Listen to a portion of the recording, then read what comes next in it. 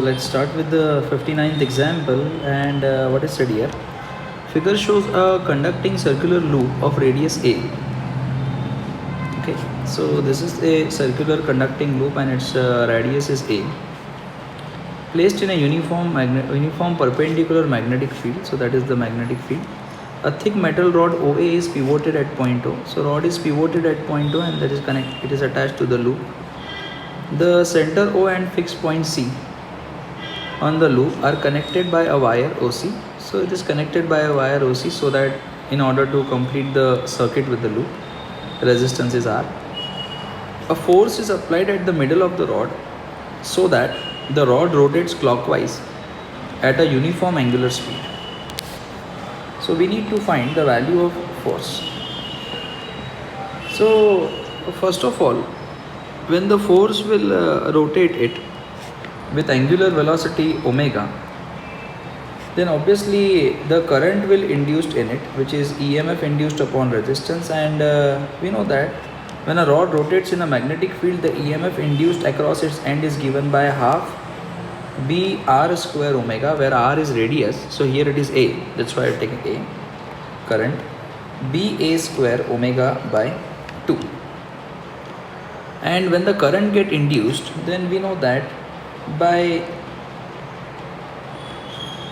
Lenz's law, okay, so according to Lenz's law, direction of I is such that it opposes the motion of rod.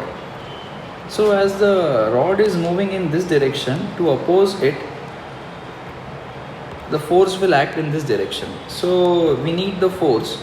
So this force must be exactly equal to this force. So the force must be equal to the magnetic force acting on the wire, which is given by ILB. The induced current is given by, okay, so it will be resistance. The induced current is given by B A square omega by 2R into the length is A into B. So now this B into B become B square, A square into A become A cube omega upon 2R. So that is the force required. We should exert mechanical force in this direction so that in order to oppose the magnetic force and to keep the rod moving with constant omega. If we don't apply the force F, then due to induced current, the force ILB will try to oppose and the motion of the rod will slowly goes on decreasing. That's why the force is required, a constant force is required in order to balance the magnetic force. So that is the condition. The force must be equal to the magnetic force. Thank you.